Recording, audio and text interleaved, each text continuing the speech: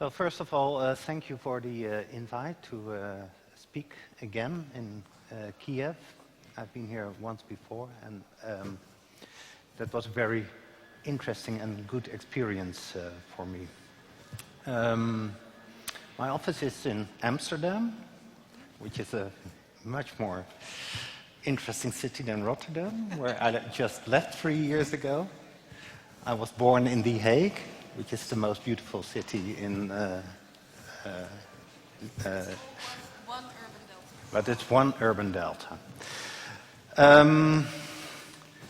So, I will say something about my own work. That's the typical architect's formula to speak with slides.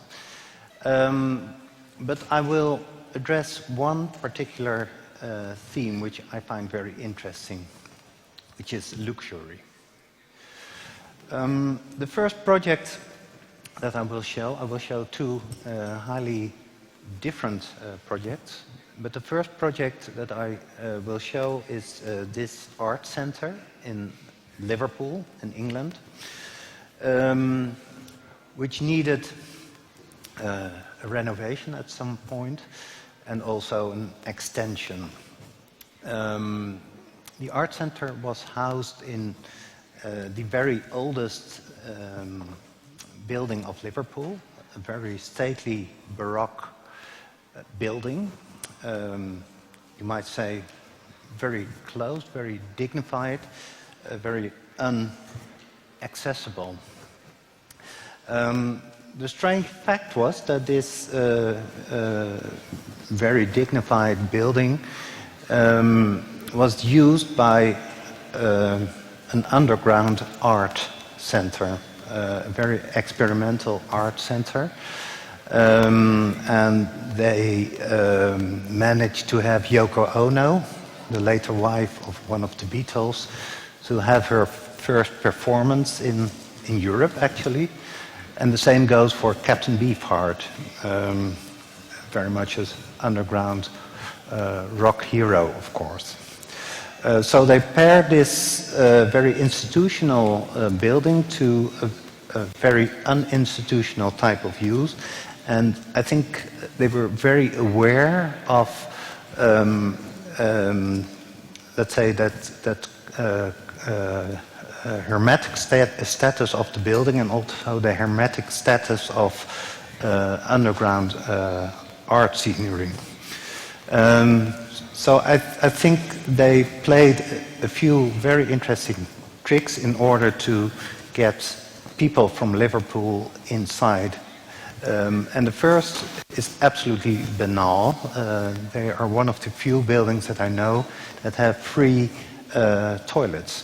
So you don't have to pay for the toilet, and that made the building public.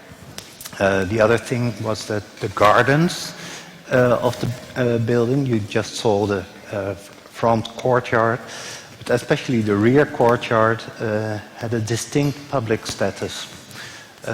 People could go there, sit there.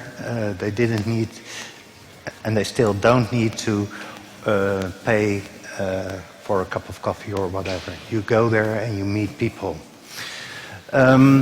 Precisely this building was surrounded by an enormous wave of new structures, as you can see here, in the typical Western Europe steel and glass style. And this was really an enormous enterprise. In total, an investment of 1 billion British pounds. So it is really like 30 or 35 of such buildings. So an enormous impulse of, you might say, commercial modernism, and the art center asked themselves the question, do we go along with this wave, or can we find a more critical approach to articulate our building? Again, this is the front court of that stately Baroque building. which is of course very much a building that's made in brick and stone and timber, solid materials, quite different from the steel and glass architecture that was surrounding this building.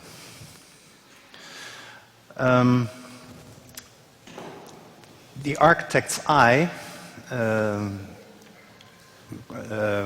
immediately noted that the type of brickwork that was actually used differed. You can see 3 different examples here, and that had a clear reason. The building from 1717 had been endlessly changed and altered and expanded, and some parts had been torn down again. So brickwork was the rule of the building, you might argue, but another rule was that the brickwork itself was varied in nature, and that there was a variation of different brickwork textures. Here you can see the building in its context. You can see the enormous dynamic in urban terms. This is a picture of the rear courtyard, which was, as I suggested before, dearly loved, you could say, by people in Liverpool. There's an anecdote to this which exemplifies what I'm saying. We were working with residents from Liverpool to redesign this garden, and there was enormous opposition. They didn't want us to touch the garden at all.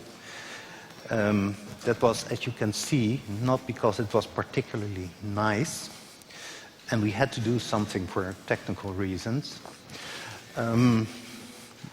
But quite slowly we discovered where that opposition came from, and it appeared that people had buried cats in this garden, or even had spread ashes of family in this garden. So it was not just a place, it was a place that was full of, let's say, melancholy and tragedies and such stuff. So it was a public space that was taken into possession by people. So that made us very, very cautious in what we actually did in this garden, and we promised not to remove any soil. And after that point, our conversations with people were positive again and fruitful. Here you can see a plan of the building as built in 1717. It was built as a school for poor kids who had to wear blue uniforms, hence the name of the art institute now, the Bluecoat. You can also see the front courtyard and the rear courtyard, and those 2 yards have always existed in one shape or another. Although the actual form of the building has changed tremendously over the years, that typological setup was very solid and sustainable. So there was every reason to stick to that typological idea and to think of the extension as being an integral part of the old building, remaining in touch, you can say, with the old typological idea, and to find a language that would continue the architecture of the old rather than supplying a contrast that was very much en vogue in the surrounding buildings, the steel and glass architecture. These actually are the first sketches that we presented to the Bluecoat when we tried to get a job. And you can see a sort of reading of what is there, and you can see a sort of reading of how you can use the typological clarity of the building to do new things. So the red blur on the left-hand side, for instance, tells you where the new elevators and the new staircases could be in order to enhance accessibility throughout the building. That was the important driver, of course, accessibility for wheelchair users especially, because otherwise, under English law, the building had to close down. This is a picture of the model as eventually a picture of the model that represents the scheme that's actually built. You can see the new wing on the right-hand side, and you can quite clearly see that the wing restores the typological idea of the front and the back courtyard. The back courtyard being that sacred public space. You can also see a sort of formal language that is continued from the old building, yet it is different. It's quite clear that the new wing is bigger, that the rooms that are in this new wing are considerably larger than available in the existing building.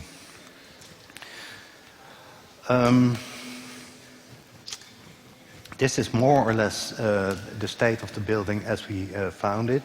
The hedge on the upper left-hand side is roughly the site that was available for a new building.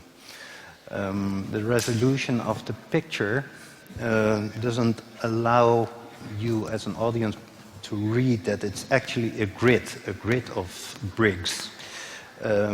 So we decided for a brick architecture, and the entire new wing was designed on a brick grid.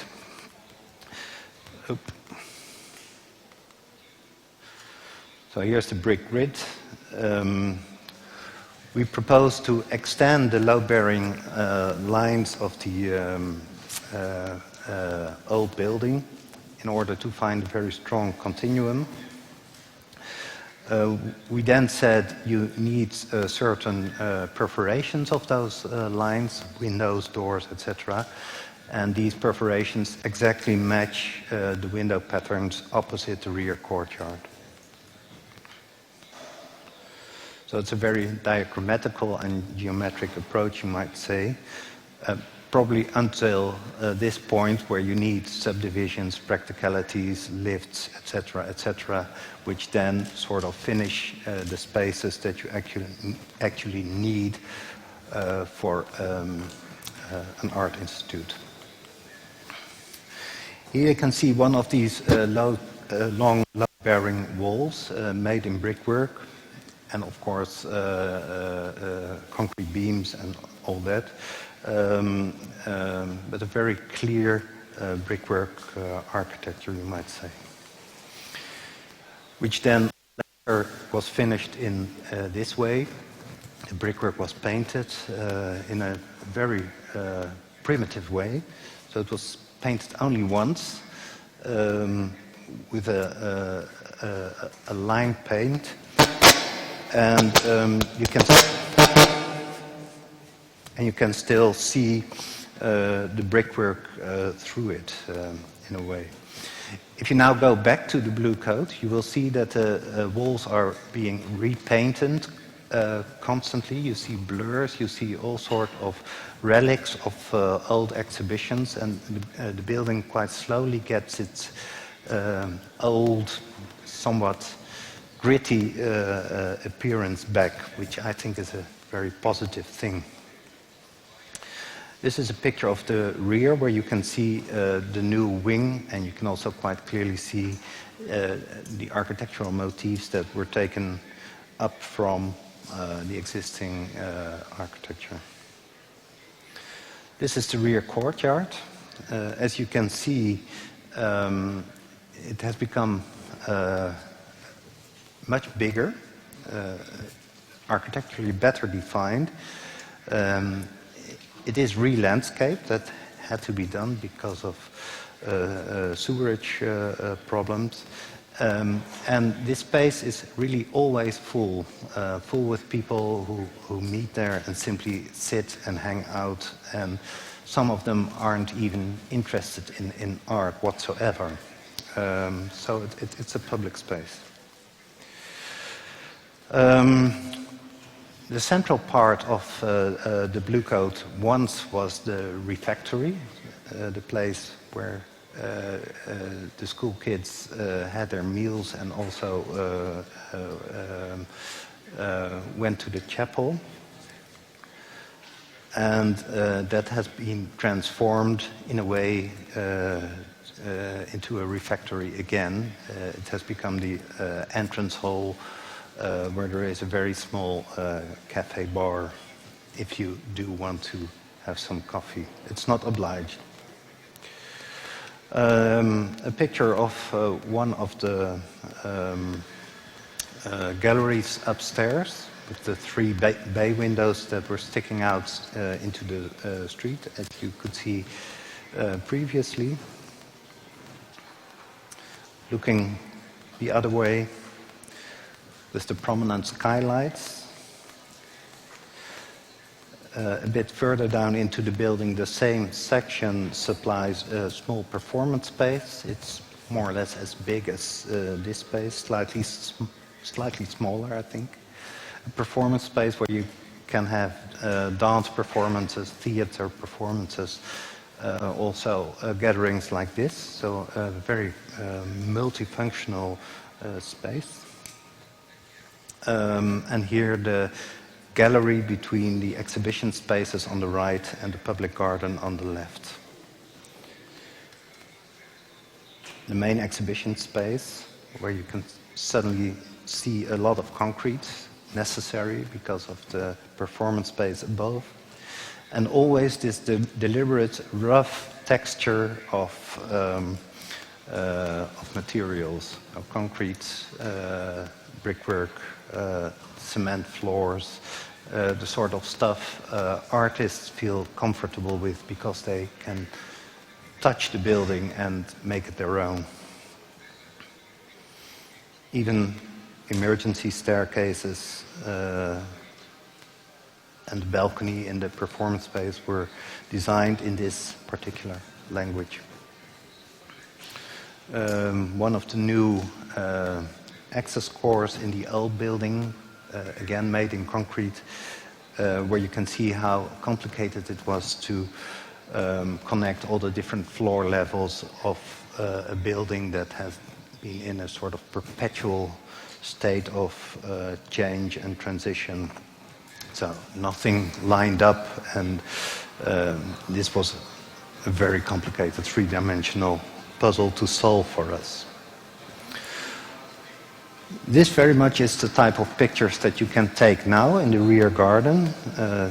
People hanging out and people being at ease. So it is quite clear that the behavior of people in this space is not as if they are a guest. No, this is their space. The front courtyard being used in a totally unexpected way. So people take furniture out of the building, put it in the front courtyard, and also put it back.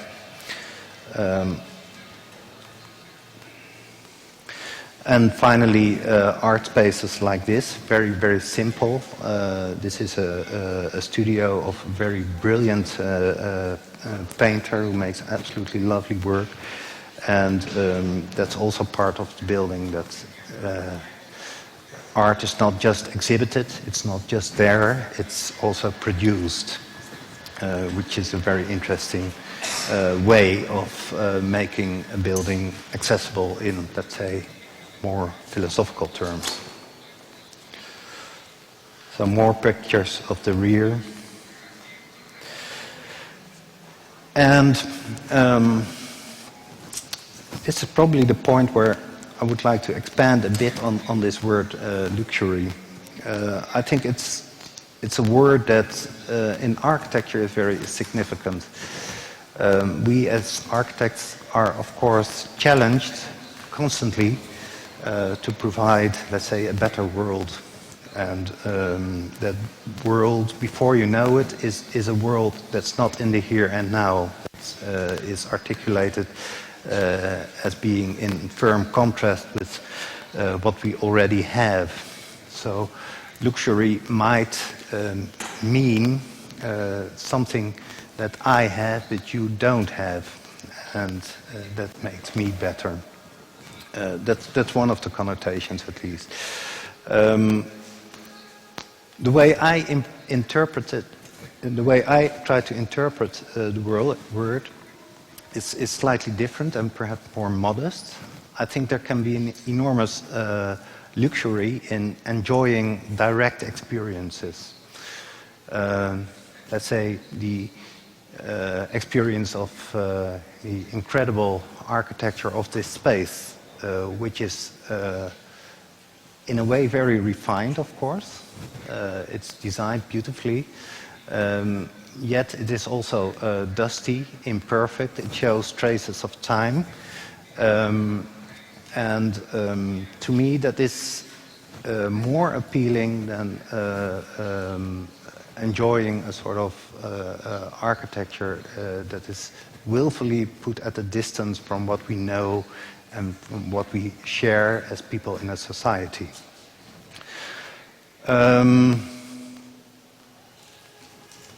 The word luxury, I keep sort of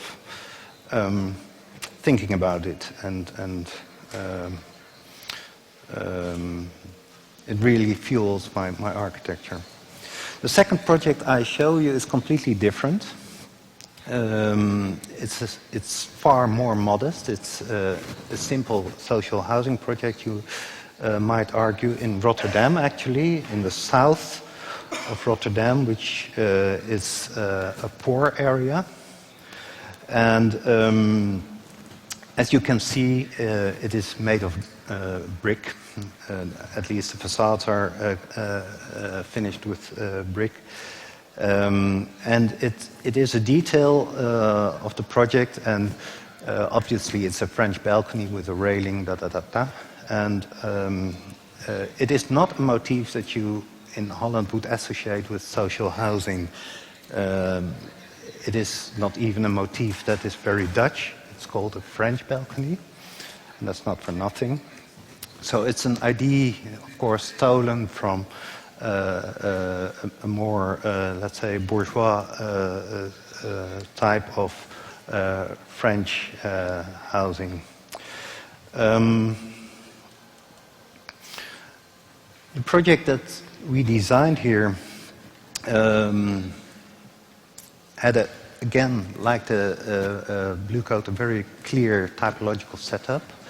The houses consisted of a lower maisonette and an upper maisonette, and the lower maisonette had its own door at the street, and the upper maisonette also had its own door at the street, and you access the upper maisonette by an internal staircase, which is a very Dutch motif, as you can see here. This is very much your typical Dutch house, and this house appears in very many forms. So the typological idea is simple and repetitive. This is a picture of Amsterdam, where you can see that the house has been changed by individual owners over time. There are more rich versions of the same type, pictures of Rotterdam, where you can see that if the same type is used at a canal and there are views, that the imagery changes.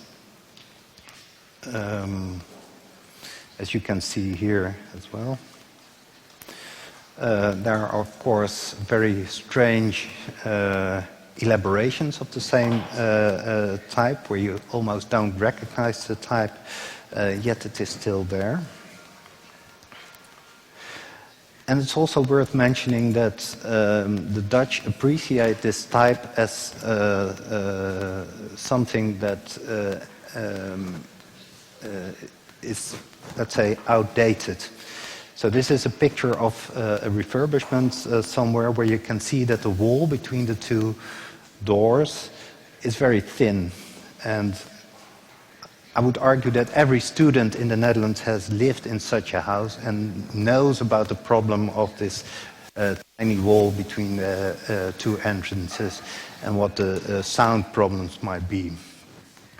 So it is so it's a type that is strongly recognized, but not free from positive and negative associations. And it is also a type that varies in form. So this is a very strange example in Gouda, where the two doors are not next to one another, but to the outer edges of the plan. So this house with two doors I found very appealing because it, on the one hand, had this strong level of association, and at the other hand, it had such an enormous potential in architectural elaboration and an enormous potential in, let's say, an experiment with form. So eventually we presented this facade as a very particular variant of the house with two doors. So in this case, the two doors are near the outer walls. That had a very simple reason. You could solve the sound problem much better if the two doors and the two entrances were set apart. Also, it introduced very strong symmetry to the facade, and it helped to form a sort of very intentional, strong, symmetric, and perhaps a bit more upper-class appearance of the house.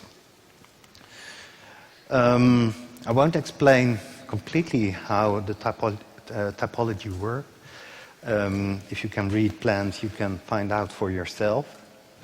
I think it is important to show such images because what I like to do is to think in terms of type and to think in terms of appearance as a sort of a simultaneous architectural problem. So on the one hand, I like to think of facades in their physical form. So the picture I just showed you, where the bricks are one by one drawn and presented, and on the other hand, design a very simple and concise type, which can then be repeated and built in an efficient way. Remember, social housing, you have to be cautious where to spend money, and there's not a lot of it.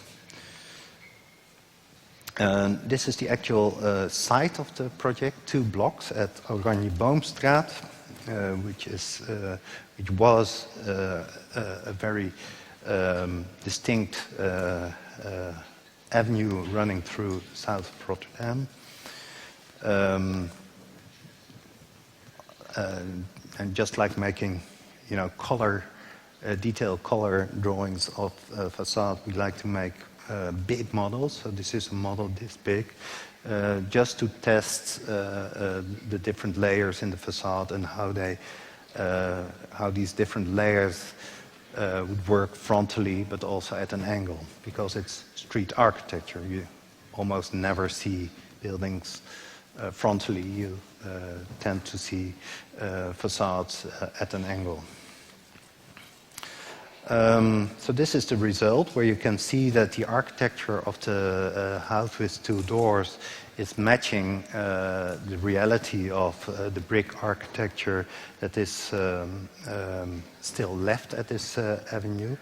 You can also see that the architecture tries to play with the architecture of the school on the right-hand side. It has the same proportional idea, you might say. Yet it is immediately clear that these houses are from 2015 in the way they are made and in the way they appear and, for instance, in the way materials are applied. This is the corner at the north where you see a typical Dutch corner motif, the chamfered corner. So the 45 degrees corner, which for some reasons, I still don't know why it is, but throughout the west of the Netherlands, these chamfered corners follow the same rules. They're always 1.50 meter wide. I don't know why that is, but always 1.50 meter. And it's always the point where the architect has allowed him or herself some freedom. So this is where you see decorations, sometimes entrances or balconies. And in my case, I decided to add a 3-story high bay window motif, which then forms a false perspective with the 2-story high bay windows and the 1-story high bay windows further down the street. So here are drawings of let's say, the generic solutions like you find in Kralingen in Rotterdam, and what my own response to that rule was. So I think it is possible to think of an architecture that's full of rules and full of references to tradition, to things that people share, and still have an idea of luxury. Where, of course, luxury in this case is very much about the enjoyment of specific materials, the enjoyment of this incredible, nice brickwork, and the joy of having a French balcony where you can open 2 doors and have this beautiful railing in front of you. So perhaps more a sort of direct experience of the street in its here and now shape and form. A very distinct feature of this project, of course, is the roof, which hints at the idea of cornice, a classical motif, of course. Under Dutch regulations, you need gargoyles meant to let the water of a roof flow out if the downpipes are full or something. And items like this I like to use in a slightly decorative way. Decoration today meaning that they have to be made in precast concrete in order to be able to pay for it. And of course there's enormous artistry, not in the precast itself, but in the people in the factory who make the molds. They have to be very clever to arrive at such complicated shapes. You have to know precisely what these people can do and what they can't do. And here it is. Some details at the rear where we added a new wall to the rear gardens. The wall had to be built on the foundations of the railway, of a railway tunnel, which caused extensive negotiations because the railway company in Holland is privatized and extremely powerful, so they are inclined not to have others touch their infrastructure. But if there's a will, there's a way, we say in Holland. So it took a long time, but finally we managed to build this wall, which is rather essential for the privacy of the people living here. So thank you.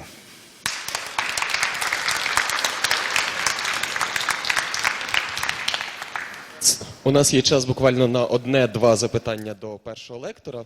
Якщо є такі питання, будь ласка, як кричала Ірина Білик в кращі часи Ірини Білик, я не бачу ваші руки. Окей, тоді thank you once more від щирого серця. Дякуємо, це був Ганс ван дер Гайден. Спасибі велике за досвід Нідерландів. Ну, особисто для мене це досить мотивуюча лекція.